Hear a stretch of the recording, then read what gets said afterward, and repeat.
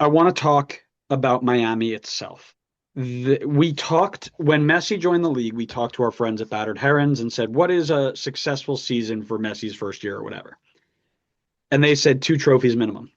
Not only have they not won two trophies minimum, they've only won two trophies in 3 years. First Leagues Cup, Supporter Shield. No US Open Cup, no Champions League, no MLS Cups. Is the project a failure? Is this something that is going to be looked back on as one of the worst attempts in MLS history to create a team? I could be on board with someone saying that they believe that it's a failure, but I definitely wouldn't say worst attempts at building a team ever. I mean, they have definitely fallen well below the expectations that a lot of people had for them. And I do think people had very, very high expectations, rightfully so, very, very high expectations, but probably too high of expectations. And the reality is like they yes, they won Leagues Cup in their first run, and then last year they won the Supporter Shield, doing so by breaking the points record. Like I don't think I can properly say that it's one of the worst constructed teams when they've set the points record. Like as of right now, they are in the history books. That being said, I do feel like I would err on the side of calling it a failure because the bar was set higher than what they've been able to achieve. A first round exit in the same season that you set the points record is wild and very, very underachieving. And then this season so far, it's been a goose egg. I mean, no trophies to show for so far. I know they had a bunch of games in hand to play, so I don't want to say necessarily that they're like out of the supporter shield race. Like theoretically, if they won all the games, they're very much in the supporter shield race. I think they might even be in the lead for it. But it's a lot of work to get it back into that race. So really what you're looking at is MLS Cup is their best shot this year. So I mean you potentially one trophy left on the table. And then uh, who knows what the team looks like next year. And you've had so much investment and so many big names come in that you definitely can't say that they haven't like put the effort into building around Messi. They certainly have. I guess they just haven't built as well as they should have, or they haven't built it as thoroughly as they should have. I think they went a little too top heavy. Is what it feels like. This is unequivocally a failure. This team is a failure. They were given every opportunity to win everything. They got Messi, they got all of Messi's friends, they got Messi's coaches, they got everything they needed to get to be successful. They got Rodrigo de Paul, who you can argue how he got here, if it was right, wrong, and different. I'm not going to sit here and try and fight you on it. They found ways to make it work. They've come out and actively made it known that they were clever about how they brought this guy in. And you've won two trophies, one of which is Leagues Cup, which has its own list of issues, and one of which is Supporter Shield, which apparently to some people doesn't matter at all. Or actually, you'll be totally Yeah, right. Connor Lade doesn't like it. You'll be He no, pointed no, right at you. him. I'm gonna other Connor, you, Connor wrong. The fact that they haven't won the big ones.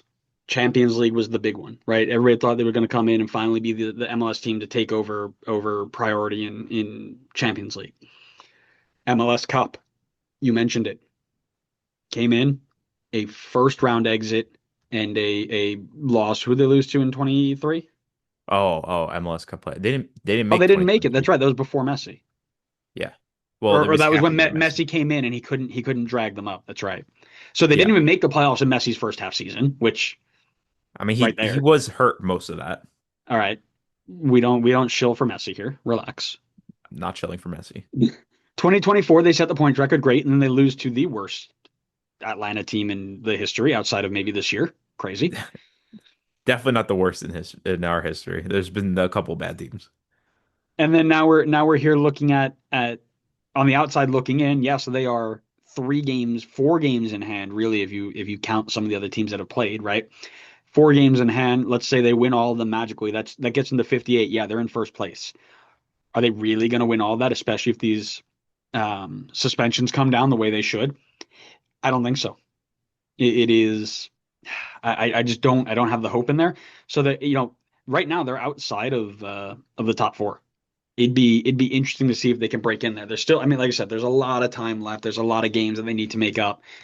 But it's a tough. Like I said, they're playing Saturday, Tuesday, Saturday, Saturday, or rather Saturday, Tuesday, Saturday, Thursday. I'm sorry, Wednesday, Saturday, Tuesday. So they're playing midweek every week, or every week, basically into the rest of the season. And that was away. So they're away, away, away. Their home and away is split. I didn't know if they were going to have any more other there, but they've got Nashville is going to be tough. Seattle's going to be tough. Charlotte away is going to be tough. Now DC should be a win. New York City should be a win. Toronto should be a win. Chicago should be a win. New England should be a win. Atlanta should be a win. So they should be able to make up these matches. The problem is they're all very, very close.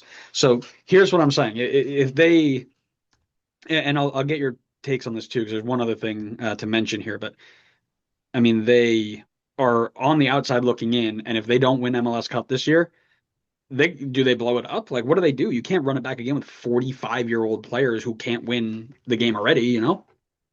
I mean, I think you tweak it, right? You don't have to blow it up.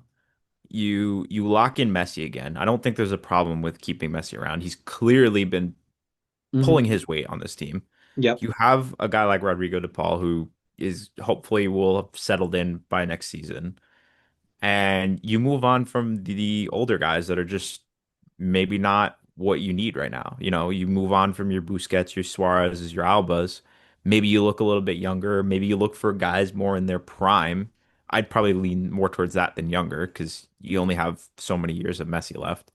And you build around that and you build more holistically and not just whoever with we're going to surround anybody that's friends with Messi like around him. Like Messi's a player. He's not a GM. Like I understand that you want to do things to make him happy, but you should be doing things that are in the best interest of winning games on the field and not just making Messi happy. So if Mascherano is not the right coach, you move on and find the right coach.